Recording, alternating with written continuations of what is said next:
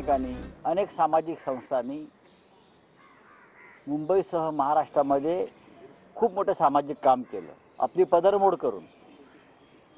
त्याच्यामध्ये आम्ही तर इथे फ्री खिचडी आणि अन्न वाटत होतो. सगळं इथे आमचे सुनील राऊत असतील, संदीप राऊत असतील, आमदार, हे सगळं मोफत करत होते इथे. तुम्ही आमच्यावरती कसले आरोप करताय? तुमची लायकी आहे का आमच्यावर आरोप करण्याची? आम्ही ज्या प्रकारचं काम 2-2.5 वर्षात केलं आहे या कोविड काळामध्ये, अख्ख्या देशामध्ये कुठे झालं नाही. ईडीचं काम काय? 2-5 लाखाची चौकशी करणं? एवढं ईडीची पातळी खाली घसरली. तिकडे कोट्यावधी रुपयाचे घोटाळे करून लोक बीजेपीत जातात. कोट्यावधी रुपयाचे, शेकडो कोटीचे घोटाळे करून लोक भारतीय जनता पक्षात जातात. तेव्हा त्याच्यावरती ईडी असेल किंवा केंद्रीय तपास यंत्रणा असतील, त्या गप्पा बसतात.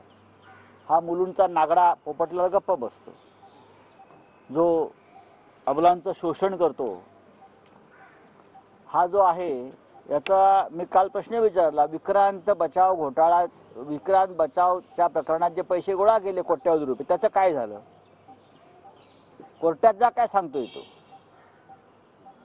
कोट्यावधी रुपयांनी गोळा केले, क्राऊड फंडिंग, विक्रांत बचाव.